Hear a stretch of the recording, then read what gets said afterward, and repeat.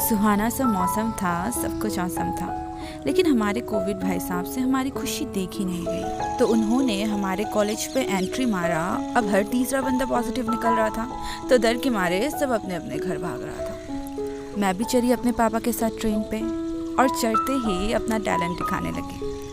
Actually Kumbhakarna मेरा भगवान है और सोना मेरा धर्म, और कहीं भी किसी भी वक्त गिरते ही सो जाना मेरा एक लौता गॉड गिफ्टेड टैलेंट। खैर लॉन्ग स्टोरी शॉर्ट, पूरी रात सोने के बाद अगले दिन सुबह पापा की आवाज़ ने मुझे जगा दिया। पापा किसी के साथ बातें कर रहे थे। मेरे पापा एक धार्मिक इंसान जो ज्योतिष विज्ञान पे आंख बंद कर विश्वास करते हैं। पापा 3 लड़कों से बात कर रहे थे और तीनों लड़के मेरे एज के लग रहे थे।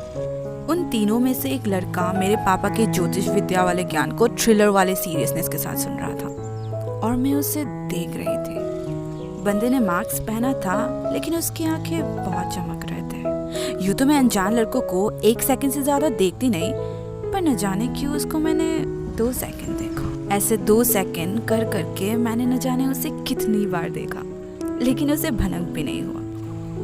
फिर मेरे पापा ने कहा, बेटा ये तीनों भैया तुम्हारी तरह इंजीनियरिंग ही कर रहे हैं, 4th ईयर में है। बंदा बात करने का नाम ही नहीं ले रहा था। उसके क्यूट से दोनों आंखों में भर भर के एटीट्यूड था। तो सोचा कन्वर्सेशन मुझे ही शुरू करना पड़ेगा। मैंने पूछा, कौन से कॉलेज से हो आप लोग? जवाब आया, JEC। फिर उन्होंने पूछा, मैंने कहा AEC। चलो पड़ोसी कॉलेज है, कहानी थोड़ी इंटरेस्टिंग लगने लगी मुझे। लेकिन इतना तो एक्सपेक्ट किया था कि बंदा एटलीस्ट मेरा नाम पूछेगा, 2-4 फॉर्मल बातें करेगा, लेकिन नहीं, ऐसा कुछ हुआ ही नहीं। उसे मुझसे ज़्यादा मेरे पापा पे इंटरेस्ट था। कुछ देर बाद उसने मुझसे पूछा, कौन सा ब्रांच? मैंने कहा इलेक्ट्रिकल। आप लोग? फिर उसके पास वाले भैया ने कहा, ये भी इलेक्ट्रिकल है, और मैं CS। चलो मैं भी इलेक्ट्रिशियन, वो भी इलेक्ट्रिशियन, स्टोरी थोड़ी और इंटरेस्टिंग लगने लगी मुझे। वो भी इलेक्ट्रिकल का है ये सुन के मेरे अंदर की जो इलेक्ट्रिसिटी था, जिसको मैंने बहुत सालों से स्विच ऑफ करके रखा था, उसमें धीरे धीरे पावर सप्लाई बढ़ने लगी। मेरे दिल के अंदर एक गाना गुनगुना रहा था, लग गए 440 वोल्ट देखने से तेरे, क्योंकि छूने वाला तो वो था नहीं।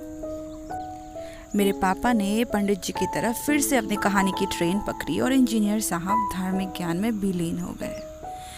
मेरे कान से टोमेटो केचप निकलने से पहले मैंने अपने पापा को कह दिया, पापा सीनियर्स बोर हो रहे होंगे ना?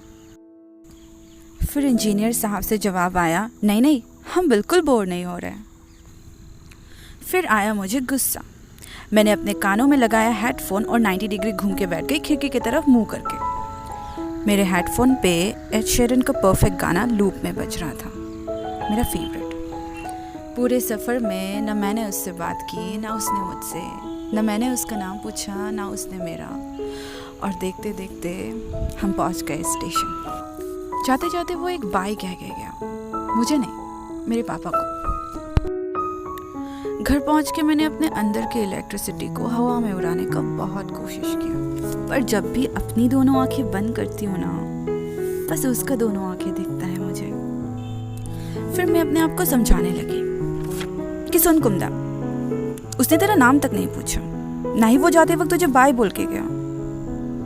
तो उसे सपना समझ के भूल जाओ ना, वैसे भी तुझे प्यार व्यार तो होने वाला है नहीं। उसको भूलने की कोशिश में मैं अपना इंस्टाग्राम फीड स्क्रॉल करने लगी और अचानक से किसी निरंजित नाम के लड़के ने मुझे फॉलो किया। इंस्टाग्राम के उस छोटे से प्रोफाइल पिक पे मिस्टर निरंजित काफ़ी कूल लग रहा था, लेकिन मेरे ट्रेन वाले क्रश से कम। हाँ, फिर सोचा मिस्टर निरंजित के प्रोफाइल का एक चक्कर काट के आ ही जाती हूँ। प्रोफाइल का चक्कर काटते काटते पता चला मिस्टर निरंजित भी इंजीनियरिंग कर रहे हैं JEC में। उसके हर एक फोटोज को मैं बहुत ध्यान से देखने लगी और फिर पता चला कि ये जनाब और कोई नहीं, मेरा ट्रेन वाला क्रश है। उस मीठी से सरप्राइज के बाद, अपने आप को 2-4 बार चिमटी काटने के बाद, दिमाग में पहला सवाल यही आया कि उसे मेरा नाम कैसे पता चला। ना ही पापा ने बताया था, ना ही मैंने। कुछ घंटों बाद मैंने उसे फॉलो बैक किया और बहुत दिनों तक ना उसने टैक्स किया ना मैंने। और इस बार मैंने ठान लिया था कि मैं पहले कन्वर्सेशन स्टार्ट नहीं करने वाली। ऐसे करते करते वापस कॉलेज आने का दिन आ गया। रात के 10 बजे का ट्रेन था तो मैं सुबह पैकिंग कर रही थी। उस दिन मिस्टर निरंजित का मुझे टेक्स्ट आया ये कह के कि तुम्हारी स्टोरी टेलिंग बहुत अच्छी है, अमेजिंग। उस दिन की खुशी शब्दों में बयां करना मुश्किल है। कुछ देर बाद मैंने एक टिपिकल यूट्यूबर की तरह रिप्लाई किया, थैंक यू। पूरा वीडियो आपको मेरे यूट्यूब चैनल पे मिल जाएगा, डू सब्सक्राइब भी कह दिया। मैं कॉलेज वापस आ गई, हॉस्टल में सेटल हो गए। हम बातें करने लगे, हम बहुत बातें करने लगे, हम हद से ज़्यादा बातें करने लगे। मुझे कहानी सुनाना पसंद था और उसे सुनना, तो हमारी अच्छी खासी दोस्ती हो गई। पर जब भी आंखें बंद कर ट्रेन पे उस पहली मुलाकात को याद करती हो ना, तो ये सब कुछ एक सपना जैसा लगता है।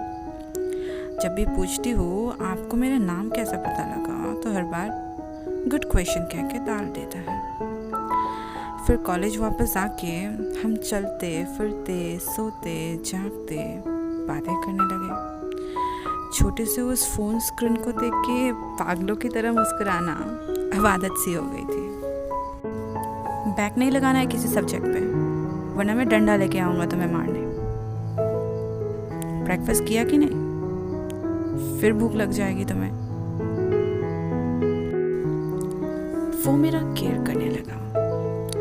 मैं पूरी रात उससे अपनी ज़िंदगी के किस्से सुनाती थी और वो मासूम से बच्चे की तरह सुनता रहता था चुपचाप। वो अनजान सा शख्स कब अपना बन गया पता ही नहीं चला। कहानी किस्सों के साथ साथ अपने ज़िंदगी के डार्केस्ट सीक्रेट्स उससे शेयर करने लगे।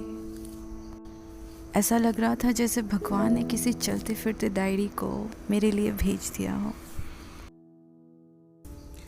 वो जब कहता है कि एक दिन सब कुछ ठीक हो जाएगा, तो ना चाहते हुए भी उसकी बातों पे विश्वास करने का मन करता है। एक दिन उसने कहा कि दुनिया से डरना नहीं है, तुम्हें स्ट्रांग होना पड़ेगा, और मैं तो साथ हूँ ही। उसके लफ्ज़ों को सुन के एक अजीब सा सुकून मिलने लगा, एक ऐसा सुकून जो मैं सदियों से तलाश रही थी। ऐसा लगा जैसे मैं किसी रास्ते के कोने पे पड़ा हफ्तों से भूखा भिखारी हूँ और मुझे किसी ने प्यार से चावल का एक निवाला खिलाया। ऐसा लगा जैसे मैं ज़िंदगी और मौत से हारी हुई एक मरीज़ हूँ और किसी ने मेरे आखिरी दिनों में मुझे पानी पिलाकर फिर से जिंदा किया हो। ऐसा लगा जैसे मैं वो गुलाब का पेड़ हूँ जो बिल्कुल सूख चुका है और किसी फरिश्ते ने आके उस पर एक बूंद पानी डालकर उसे फिर खिलखिलाया है। उसके मेरे साथ होने के एहसास में उतना ही सुकून था।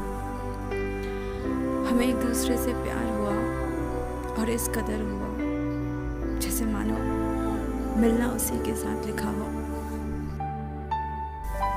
सुनो, तुम मेरा पहला प्यार नहीं हो, आखिरी ज़रूर हो। और आज मैं तुमसे वादा करती हूँ कि हमारी कहानी मेरी ज़िंदगी की आखिरी कहानी होगी। Happy Valentine's day.